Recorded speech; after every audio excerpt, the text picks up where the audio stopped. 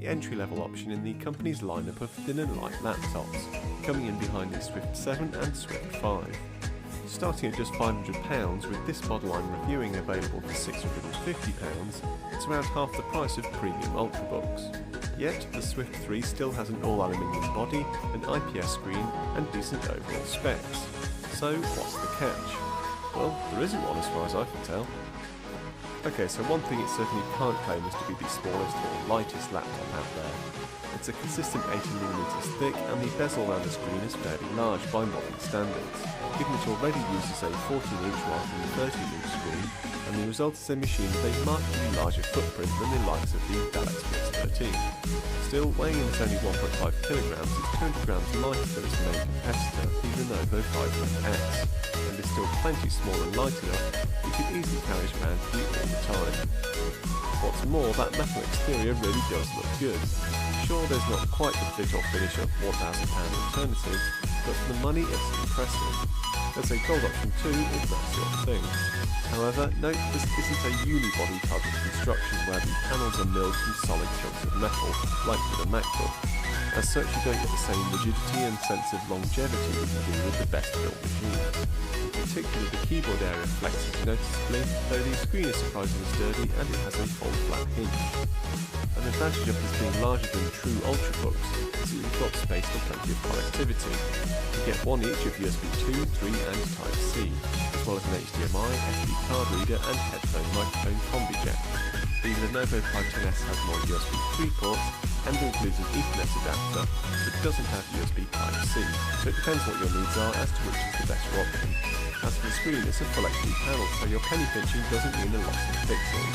The IPS LCD tech also makes for great viewing angles, and the matte coating keeps reflections at bay. So far, so good. Initial impressions of overall image quality are decent too. Colours are reasonably accurate at a nice dark black level, thanks to an impressive contrast ratio of 1360:1. However, maximum brightness is a touch low at 243 nits. The 510S is only 30 nits higher, but ideally I'd like to see both reach closer to 300, so they're better equipped for use in bright sunshine. Both of these laptops also have fairly poor sRGB colour space coverage. This gives the displays a slightly muted look, almost like opting for the movie mode on a TV. That still makes this laptop fine for general use, but means it's unsuitable for professionals working with pictures and video. As for the keyboard, it's largely very good. This UK version gets a proper UK set of keys, and the overall layout is spacious and easy to get along with. I'd rather the awkwardly positioned home, end, page up and page down keys, or secondary functions of the cursor keys, but otherwise it's great. Likewise, the key action.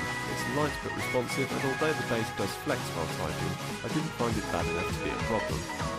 It's more good news when it comes to the trackpad. It's nothing special, but the aluminium surface provides smooth gliding, the packing is reasonably accurate, and although the click action is a bit stiff, it's still easy to use. I've certainly encountered worse on more expensive machines. Inside you get the choice of several Intel processors, starting with the Core i3-7100U, going up to the Core i7-7500U, while RAM is either 4GB or 8GB, and the SSD is either 128GB or 256. The entry-level option is exceedingly good value, even if it will lack a bit of performance. But for most people, it's this £650 configuration that I'm reviewing that's probably the best bet. You get a plenty fast enough CPU, plus the 8GB of RAM and 256GB SSD of the most expensive options. Alternatively, if you're tempted by the cheapest option but want a bigger SSD, it's an easy home upgrade. The configuration here delivers exactly the sort of performance you'd expect, which is to say it's essentially the same experience as £1,000 Ultrabooks, such as the Galaxy S13. The combination of the Apple processor and nippy SSD means general day-to-day tasks fly by. Only those seeking true gaming performance, or heavy lifting such as video encoding, will need much more. But then this isn't the sort of laptop those sorts of users should be buying. All this, and battery life is decent, is not fast leading. I measured 7 hours and 24 minutes with PowerMark, while the Lenovo 510S managed over 10 hours. However, watching an hour of Netflix and the Acer dropped only 10%, suggesting the company's claims of 10 hours battery life isn't far off. Also, that's comparing to last year's 510S with its most basic CPU option, so it's likely things will be a bit closer with like-for-like specs. In the end, this is without doubt an absolute bargain of a laptop. this £650 model offers essentially the same core experience as laptops twice its price, while the £450 version will be a little slower but still absolutely fine for most users.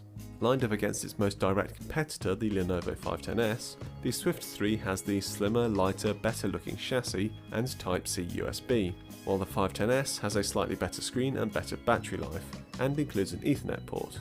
So it somewhat depends where your priorities lie, but I feel the Acer